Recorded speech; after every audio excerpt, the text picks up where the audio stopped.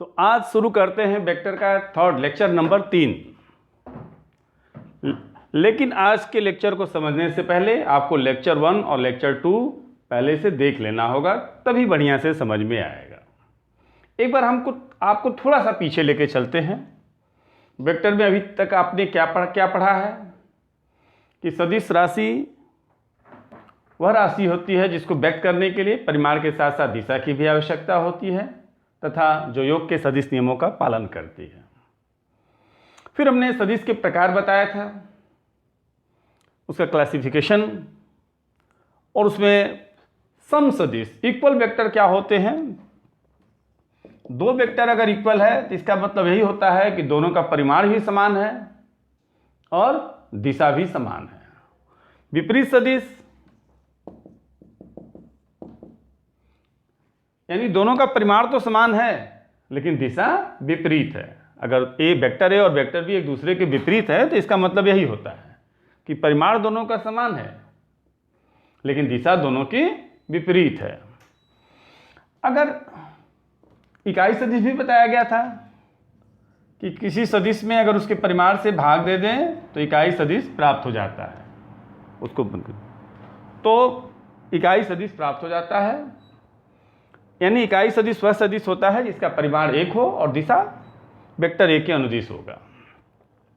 तो इन सभी चीज़ों को आप दिमाग में रखे रहेंगे। और समांतर सदिश, अगर वेक्टर ए और वेक्टर बी एक दूसरे के पैरेलल हैं तो इससे क्या हम लोग को मतलब निकलता है। मतलब यह है कि दोनों की दिशा समान है या विपरीत है, दोनों के बीच का कोण या तो 0 डिग्री है या 180 अंश है, ठीक है ना। इसका मतलब यही होता है दोनों की बीच दिशा समान है, समांतर है। समांतर का मतलब यही नहीं होता कि एक के समान, विपरीत भी हो सकता है। परिमाण चाहे जो, अगर vector A equal to parallel to vector B हो तो इसका मतलब ये होता है, ऐसे लिख दिया जाता है, A vector A equal to lambda into vector B. इसका क्या मतलब हुआ, वेक्टर ए का परिमाण वही है जो वेक्टर बी का, ऐसा नहीं, वेक्टर ए की दिशा वही है जो वेक्टर बी की, लेकिन वेक्टर ए का परिमाण वेक्टर बी के परिमाण का लेमडा गुना है। और समझिए, जैसे vector A equal to 2 vector B, इसका मतलब क्या हुआ, दोनों समांतर हुए कि नहीं हुए, वेक्टर ए और वेक्टर बी समांतर हो गए। क्यों? क्योंकि वेक्टर ए की जो दिशा होगी वही वेक्टर बी की दिशा होगी, लेकिन जो वेक्टर ए का परिमाण होगा वो क्या होगा, वेक्टर बी के परिमाण का दुगुना हो जाएगा। अगर कहता है, जैसे लेमडा का मान कुछ भी लिया जा सकता है तो हमने 2 लिया है।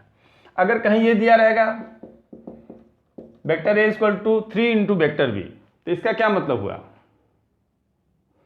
इसका मतलब हुआ कि वेक्टर ए का परिमाण वेक्टर बी के परिमाण का तिगुना है लेकिन दिशा दोनों की समान है, तो ये समांतर हो गए वेक्टर ए और वेक्टर बी।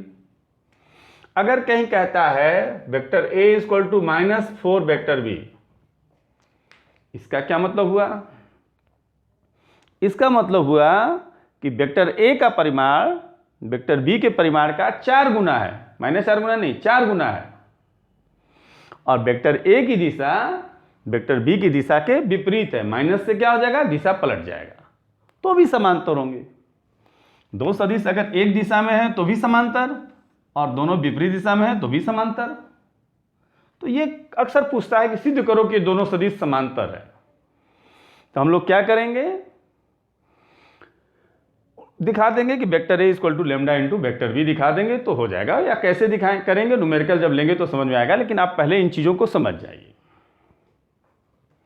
और भी कुछ बातों को जान लीजिए, जैसे वेक्टर ए बराबर वेक्टर बी है, या ऐसे कहता है क्वेश्चन में कि a1 i cap plus a2 j cap plus a3 k cap equal to 2i minus 3j minus 7k cap. अगर दोनों सदिश समान हैं, ध्यान दीजिएगा जरा, अगर दोनों एक दूसरे के बराबर हैं तो a1 a2 a3 के मान बताओ। तो अगर दोनों बराबर है तो i कैप का गुणांक i कैप के गुणांक के बराबर होना चाहिए, जे कैप का गुणांक जे कैप के गुणांक के बराबर होना चाहिए, और के कैप का गुणांक के कैप के गुणांक के बराबर होना चाहिए। यानी A1 बराबर क्या होना चाहिए 2, A2 इक्वल टू क्या होना चाहिए -3 और A3 इक्वल टू क्या होना चाहिए -7। कोई दिक्कत आपको? अगर कह दे कि दोनों सदिश समान है तो बताओ A1 A2 A3 के मान क्या है, निकाल लेंगे। एक और क्वेश्चन ले लीजिए। यदि A1 i cap plus A2 j cap plus A3 k cap equal to 5 i cap -6 j cap plus 8 k cap, तो बताइए तो क्या होगा A1 का मान? बोलिए, सुनाई दे रहा है? 5, A2 का मान -6 और A3 का मान 8। क्यों? क्योंकि दो सदिश समान है तो i का गुणांक i कैप का गुणांक i कैप के गुणांक के बराबर होना चाहिए, j कैप का गुणांक j कैप के गुणांक के बराबर होना चाहिए और k कैप का गुणांक k कैप के गुणांक के बराबर होना चाहिए। क्या दिक्कत है इसमें? कोई दिक्कत नहीं है। अच्छा, तो और क्वेश्चन दे दें इस पे, आप A1 A2 A3 के मान बताएंगे, ठीक है? चलिए क्वेश्चन हम लिख दे रहे हैं। 5 i cap plus 10 j cap -12 k cap. Left hand side में यही है, राइट हैंड साइड चेंज कर दे रहे हैं, लेफ्ट हैंड साइड में बार बार यही रहेगा, ठीक है?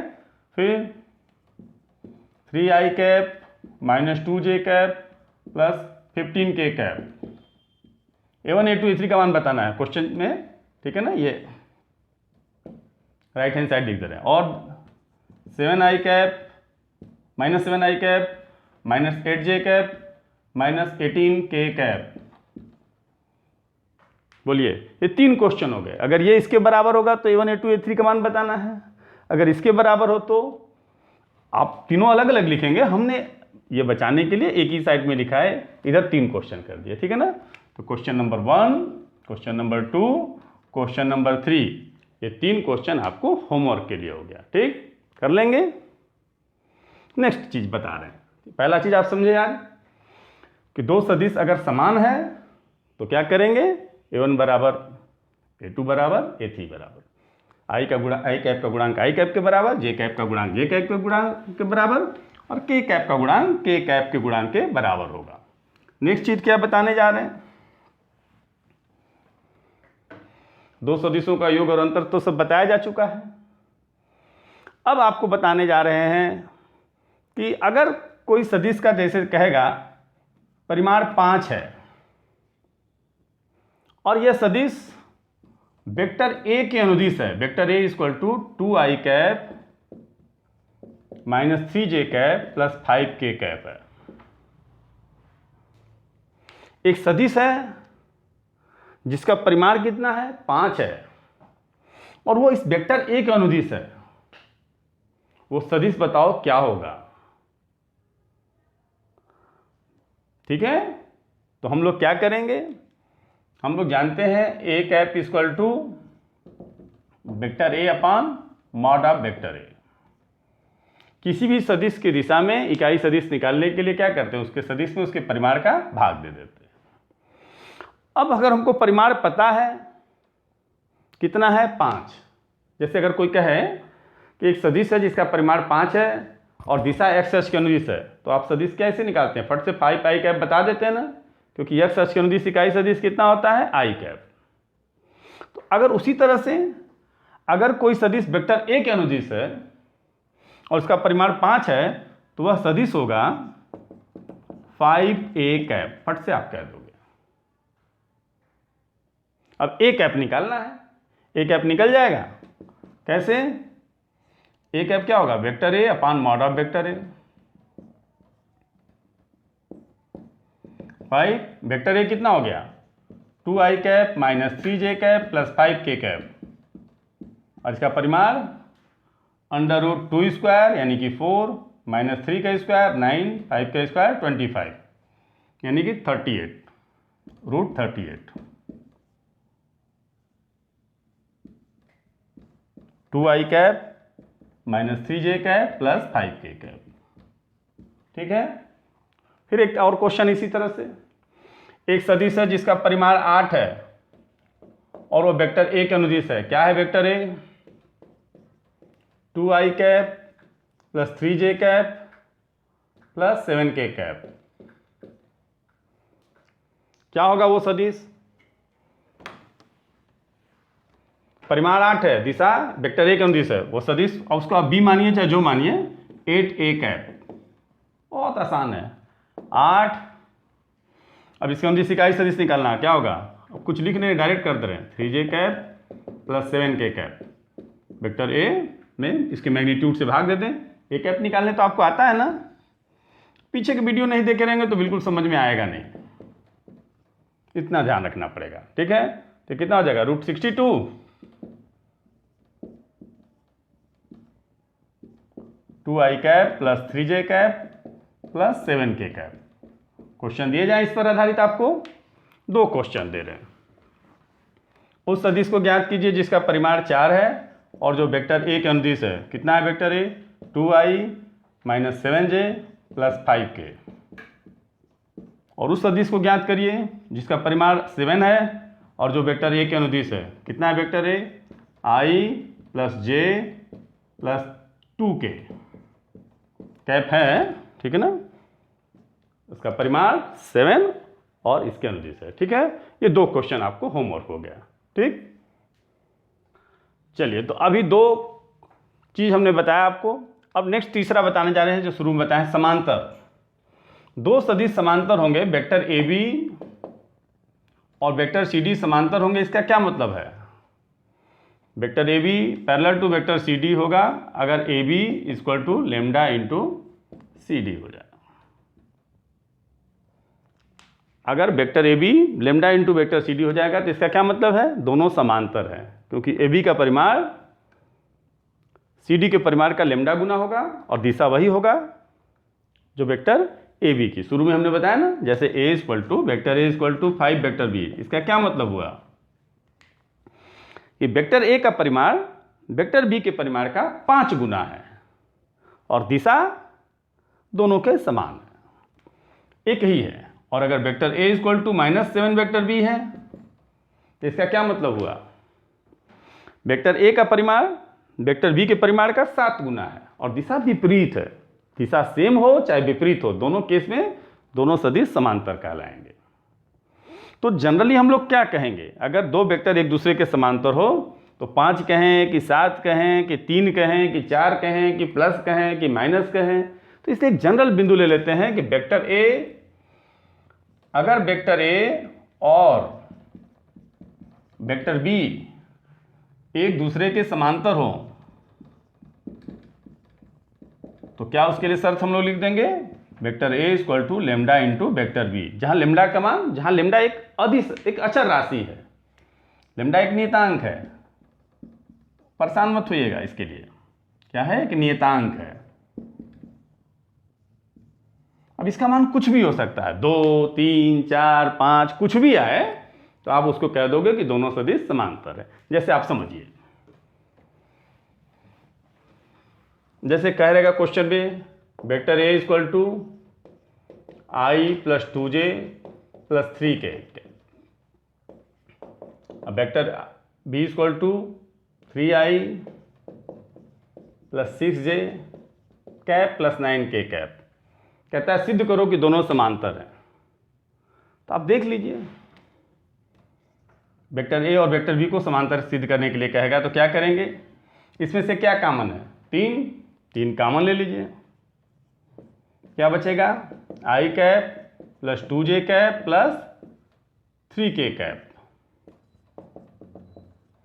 इसके जगह पे हम लोग क्या लिख दें, वेक्टर ए तो 3 इंटू वेक्टर ए, इसका क्या मतलब हुआ कि वेक्टर बी और वेक्टर ए एक दूसरे के समांतर है, वेक्टर बी का परिमाण वेक्टर ए के परिमाण का तिगुना है और वेक्टर बी की दिशा वेक्टर ए की दिशा के बराबर है। तो समांतर में परिमाण बराबर होना जरूरी नहीं है, ये वेक्टर बी हो गया, ये वेक्टर ए हो गया। देखिए, वेक्टर बी का परिमाण ज्यादा है, तिगुना है वेक्टर ए से, लेकिन दिशा दोनों की समान है, तो समांतर कहलाएंगे कि नहीं कहलाएंगे। एक जनरल फार्मूला है, एक क्वेश्चन है कि यदि वेक्टर ए बराबर a1i cap plus a2j cap plus a3k cap और vector b equal to b1i cap plus d2j cap plus B3 के कैप। क्वेश्चन है, यदि vector A parallel to vector B हो, वेक्टर A और vector B एक दूसरे के समांतर हो, तो सिद्ध करो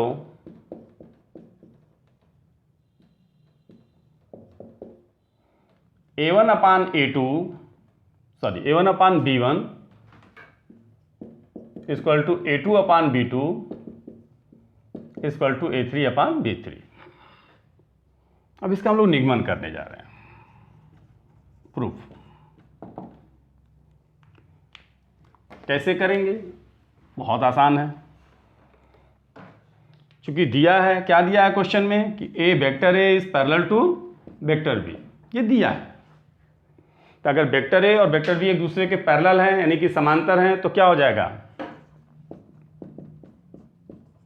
ये हम लोग कह सकते हैं ना कि vector A equal to lambda into vector B, जहां लेमडा एक अचर राशि, एक नियतांक है, जहां लेमडा क्या है? एक नियतांक है। क्योंकि अगर पैरेलल है तो ये तो पक्का है कि वेक्टर ए का परिमाण वेक्टर बी के परिमाण का कुछ गुना होगा। अच्छा, जितना गुना हो तो वो हम लोग फिक्स मान तो मान नहीं सकते, इसलिए लेमडा के पदों में लिए हैं। आप के भी लिख सकते हो, यहाँ पे सी भी लिख सकते हो, जरूरी नहीं कि लेमडा लिखें, वो एक नियतांक होगा। और अब आप कह सकते हो प्लस क्यों लिए, माइनस क्यों नहीं लिए? ये लेमडा पॉजिटिव भी हो सकता है, निगेटिव भी हो सकता है।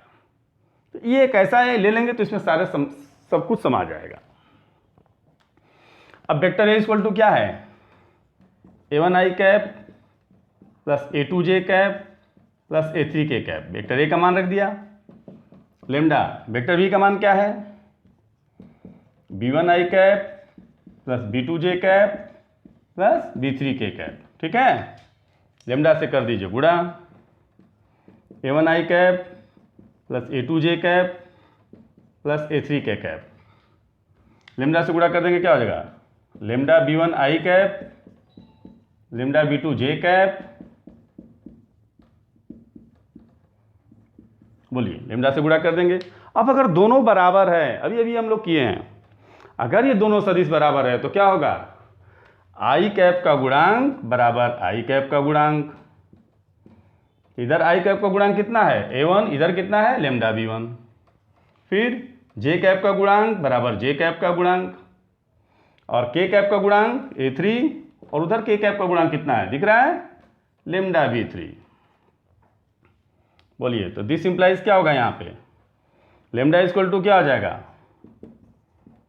A1 upon B1। अगर A1 equal to lambda B1 है तो यहाँ से लेमडा इक्वल टू क्या होगा? A2 upon B2। बोलिए, सही है। और यहाँ से क्या होगा? Lambda equal to A3 upon B3, A3 upon B3। तो यहाँ लेमडा का मान A1 अपान B1 है, यहाँ लेमडा का मान A2 अपान B2 है, यहाँ लेमडा का मान A3 अपान B3, यानी A1 upon B1, A2 upon B2, A3 upon B3 तीनों किसके बराबर है? लेमडा के बराबर है। तो हम क्या कह सकते हैं इन तीनों समीकरण से? इसको समीकरण 2 कहिए, इसको 3 कहिए, इसको 4 कहिए। तो समीकरण 2, 3, 4 से क्या स्पष्ट हो रहा है? A1 बटा में B1 बराबर A2 बटा में B2 बराबर A3 बटा में B3 इक्वल टू लेमडा। सिद्ध हो गया। हमको ये नहीं सिद्ध करना था कि तीनों के मान आपस में बराबर है। अब आप कहेंगे आपने तो इक्वल टू लेमडा भी ला दिया, वो लेमडा रहे चले, हम लोग को ये तीनों बराबर दिखाना था, बस ये हो गया। अब ये तीनों किसी न किसी चीज़ के तो बराबर होंगे ही, उसका वैल्यू लेमडा है। हम लोग का काम यहीं पे हो गया। ठीक है, तो कभी भी दो सदिश राशियों को कहेगा कि बराबर है सिद्ध करो, तो क्या आपको करना पड़ेगा? A1 बराबर B1। अगर बराबर कहेगा तब i कैप का गुणांक बराबर i कैप का गुणांक, j कैप का गुणांक बराबर j कैप का गुणांक, और k कैप का गुणांक बराबर k कैप का गुणांक। और कहेगा समांतर है, दिखाओ कि दोनों समांतर है, तो फिर क्या करोगे आप? A1 upon B1 equal to A2 upon B2 equal to A3 upon B3। इतना ही है, क्योंकि ये बहुत पूछा जाता है। जैसे कहता है कि सिद्ध करो कि चतुर्भुज समांतर चतुर्भुज है, पैरेललोग्राम है। इस तरह के क्वेश्चन आएंगे जिसमें आपको A B C D के स्थिति सदिश दिए रहेंगे।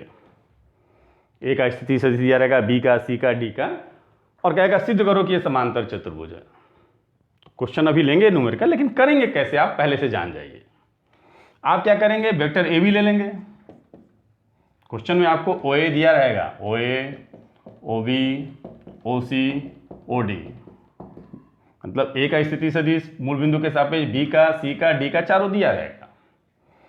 तो आप वेक्टर ए बी और वेक्टर सी डी निकाल सकते हैं ना, वेक्टर ए बी और वेक्टर डी सी निकाल सकते हैं कि नहीं निकाल सकते? कैसे निकालेंगे vector A B? Vector A B निकालेंगे आप vector O B minus vector O A से। अब वेक्टर डी सी कैसे निकलेगा? Vector O C minus vector O D से। अब कह रहा है कि दिखाओ कि समांतर चतुर्भुज है। तो समांतर चतुर्भुज कब होता है? अगर आमने सामने की भुजा परिमाण में बराबर हो और दिशा में भी समान हो। कोई भी एक पेयर, आप इधर वाले चाहे इधर वाला पेयर को, कोई भी एक जो जोड़ा है भुजाओं का, आमने सामने भुजा, इनको बराबर और समांतर दिखा दीजिए, या इनको बराबर और समांतर दिखा दीजिए, समांतर चतुर्भुज हो जाता है ना, पैरेललोग्राम हो जाता है ना। तो कभी भी कहता है कि सिद्ध करो कि ये पैरेललोग्राम है, समांतर चतुर्भुज है, तो आप वेक्टर ए बी निकाल लीजिए, वेक्टर डी सी निकाल लीजिए और क्या दिखा दीजिए। अगर इतना दिखा देंगे तो ये सिद्ध हो जाएगा कि समांतर चतुर्भुज है। क्यों? क्योंकि इसका क्या मतलब हुआ, इन दोनों का परिमाण भी बराबर है और दिशा भी समान है। या फिर दूसरा तरीका क्या होगा, आप वेक्टर ए डी निकाल लीजिए और वेक्टर बी सी निकाल लीजिए, इनको भी बराबर दिखा देंगे तो भी हो जाएगा समांतर। इसको भी लिए भी सही है, ये भी बराबर और समांतर होते हैं। तो या तो ये दिखा लीजिए या ये दिखा दीजिए, दोनों केस में ये क्या हो जाएंगे, समांतर चतुर्भुज हो जाएंगे। ठीक है, तो जब भी समांतर चतुर्भुज कहेगा तो इस बात का ध्यान रखेंगे। अब हम आपको कुछ न्यूमेरिकल ले रहे हैं, लेकर के समझा रहे हैं। ठीक है, तो ये 10 क्वेश्चन है जो आपको प्रैक्टिस के लिए घर पे देंगे। इसमें कुछ क्वेश्चन आप घर पे करेंगे, कुछ हम आपको दे रहे हैं, यहाँ करा रहे हैं, समझा रहे हैं। ये लास्ट के 3 क्वेश्चन 8, 9, 10 में क्या है, ए बी सी डी के स्थिति सदिश दिए हुए हैं, पोजीशन वेक्टर दिए हुए हैं, और इन तीनों में सिद्ध करना है कि vector A B parallel to vector C D. आपको क्या सिद्ध करना है, vector A B parallel to vector C D सिद्ध करना है। तो कैसे करेंगे? हमने बताया ना कि दो सदिश समांतर कब होते हैं, जब आई कैप का गुणांक बराबर आई कैप का गुणांक अपान आई कैप का गुणांक इक्वल टू जे कैप का गुणांक अपान जे कैप का गुणांक इक्वल टू के कैप का गुणांक अपान के कैप का गुणांक। ये तरीका अपनाएंगे। और बराबर कब होंगे, जब आई कैप का गुणांक बराबर आई कैप का गुणांक, जे कैप का गुणांक बराबर जे कैप का गुणांक और के कैप का गुणांक बराबर के कैप का गुणांक। तो यहाँ हम लोग को सिद्ध करना है vector A B parallel to C D. तो वेक्टर ए बी निकालें और वेक्टर सी डी निकालें और देख लें कि आई कैप के गुणांक और आई कैप के गुणांक का अनुपात, जे कैप के गुणांक और जे कैप के गुणांक का अनुपात, के कैप का गुणांक और के कैप के गुणांक का अनुपात बराबर है कि नहीं है। वेक्टर ए बी कैसे निकलेगा, जो भी पीछे का वीडियो देखा होगा तुरंत निकाल लेगा। Vector O B minus vector O A. Question number 10 है, ए बी सी डी का स्थिति सदिश पॉइंट निर्देशांक दिया हुआ है, बिंदु निर्देशांक, तो बिंदु सदिश उसका निकल जाएगा ना स्थिति सदिश। ओ बी क्या हो जाएगा, डायरेक्ट दिख रहा है, 5 आई कैप 5,3√3,4 है, तो इसका पोजीशन वेक्टर क्या हो जाएगा, 5 आई कैप प्लस 3√3 जे कैप प्लस 4 के cap minus vector O A क्या होगा, 2i 0j 4k। 0 है तो उसको नहीं लिखते हैं, 2i प्लस 4k लिख दें, 2i cap plus 4k cap. 0 क्यों, ये क्यों नहीं लिखे, क्योंकि 0 है। घटा दीजिए, घटाना आता है, 5i कैप में से 2i कैप गया, 3i कैप 3√3, वहाँ j है ही नहीं, 3√3j कैप और 4k से 4k कैंसिल हो गया। Equation number 1। अब वेक्टर सी डी निकाल लीजिए, क्या होगा vector C D equal to O D minus O C. यहां चमक रहा होगा वेक्टर ओ डी, ये देखिए क्या हो जाएगा, यहां लिख दे रहे हैं 2i कैप 0 है, जे कैप प्लस के कैप माइनस ओ सी क्या हो जाएगा, फिर ये 0 है तो नहीं लिखेंगे, 2√3j प्लस के कैप। हटा दिया जाए, इधर i है ही नहीं तो 2i कैप -2√3j कैप, और k कैप से k कैप कैंसिल हो गया। Equation number 2। अब जरा इक्वेशन 1 और 2 को ध्यान से देखिए, ठीक है। क्या हो जाएगा, यहाँ k कैप से k कैप कैंसिल हो गया है, यहाँ ये -2√3 है क्वेश्चन में, ये -2√3 है, तो माइनस माइनस क्या हो जाएगा, प्लस। अब चेक कर लीजिए, यहाँ k नहीं है तो k कैप नहीं है, तो उसके लिए उसका गुणांक की तुलना नहीं करेंगे। अब केवल i और j के पदों में आया है, तो अगर ये दोनों सदिश समांतर हैं तो i कैप का गुणांक बटा में i कैप का गुणांक इक्वल टू j कैप का गुणांक बटा में j कैप का गुणांक। k कैप के लिए परेशान नहीं होंगे, नहीं है तो मत रहे। कितना i कैप का गुणांक, यहाँ पे 3, यहाँ पे कितना है 2, यहाँ j कैप का गुणांक कितना है 3√3, यहाँ पे कितना है 2√3। ध्यान दीजिएगा, √3 से √3 कैंसिल हो गया, आ गया दोनों बराबर। a1/a2 equal to b1/b2, c1/c2 का नौबत नहीं आया। इसका मतलब ये दोनों समांतर है, पैरेलल है, vector A B is parallel to vector C D है। एक और क्वेश्चन बता देते हैं आपको, एक ही क्वेश्चन दे रहे हैं गर्भ के लिए।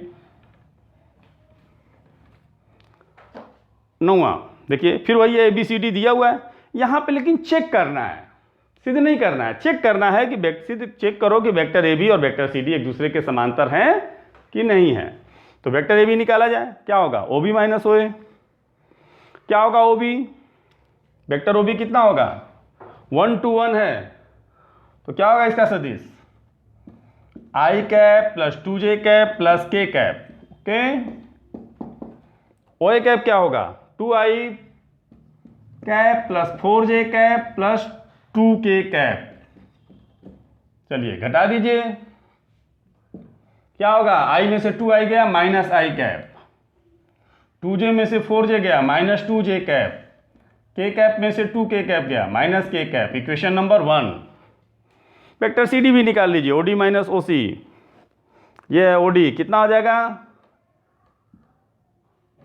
3i cap minus jk cap plus 3k cap. OC कितना हो जाएगा 4i plus 3j minus 2k। दिख रहा है ना, 4, 3, माइनस 2 है, बोल भी दे रहे हैं, नहीं दिख रहा तो 4i cap plus 3j cap minus 2k cap, okay. घटा दीजिए, 3i में से 4i गया minus i cap, minus 4j cap हो जाएगा, minus j cap minus 3j cap, और ये हो जाएगा 3k और 2k 5k cap. Equation number 2। ये तो पैरेलल नहीं दिख रहा है, लेकिन चेक कर लिया जाए। यहाँ i कैप का गुणांक कितना है -1, इक्वेशन 1 2 में चेक कर लेंगे। यहाँ i कैप का गुणांक -1, यहाँ j कैप का गुणांक -2, यहाँ पे -4, यहाँ k कैप का गुणांक -1, यहाँ 5। क्या ये तीनों बराबर है? अगर दो बराबर होते तीसरा नहीं तो भी समांतर नहीं होते। यहाँ तो तीनों आपस में कोई बराबर नहीं है। ये इसका मान 1 होगा, इसका मान 1/2 होगा, इसका मान -1/5, तीनों ही बराबर नहीं है। a1/a2 is not equal to b1/b2 is not equal to c1/c2। लेकिन अगर दो बराबर होते और तीसरा नहीं बराबर होता तो भी हम लोग कहते हैं कि समांतर नहीं है। समझ रहे हैं ना? समांतर होने के लिए हमने कंडीशन इसको सिद्ध किया है कि a1/a2 equal to b1/b2 equal to c1/c2। एक क्वेश्चन आपके लिए घर के लिए है, होमवर्क नहीं दिख रहा होगा तो बोल दे रहे हैं, ये 1, 1, 1, 2, 3, 0, 3, 5, -2, 0, -1, 1। इसको चेक करना है आपको कि समांतर है कि नहीं है वेक्टर ए बी और वेक्टर सी डी। ठीक है, एक क्वेश्चन और है, ये भी आपके होमवर्क के लिए हो गया है।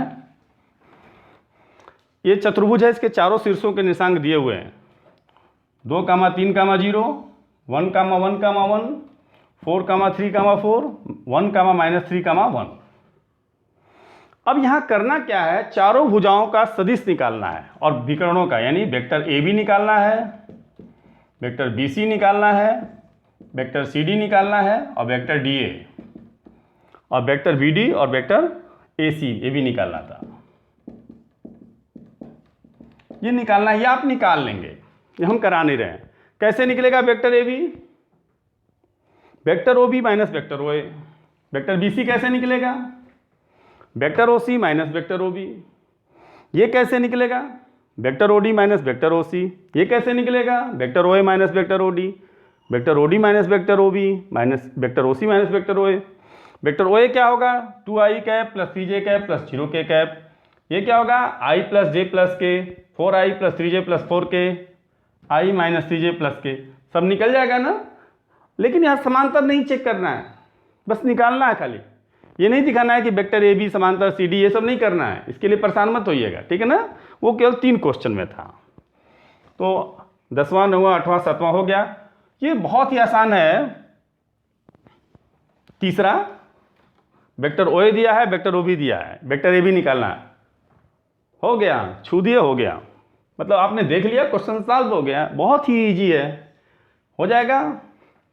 क्वेश्चन 2 देखिए, इसको बस मिटा दिए, करा नहीं रहे हैं, ये कल का ही है, पिछले वीडियो से पर ही आधारित है। वेक्टर ए दिया है, वेक्टर बी दिया है, क्या निकालना है, मैग्नीट्यूड ऑफ वेक्टर ए कितना होगा, निकल जाएगा, मैग्नीट्यूड ऑफ वेक्टर बी निकल जाएगा, फिर magnitude of vector A plus vector B, sorry magnitude of, हाँ, vector A plus vector B, तो दोनों को जोड़ देंगे और उसका मैग्नीट्यूड निकाल लेंगे।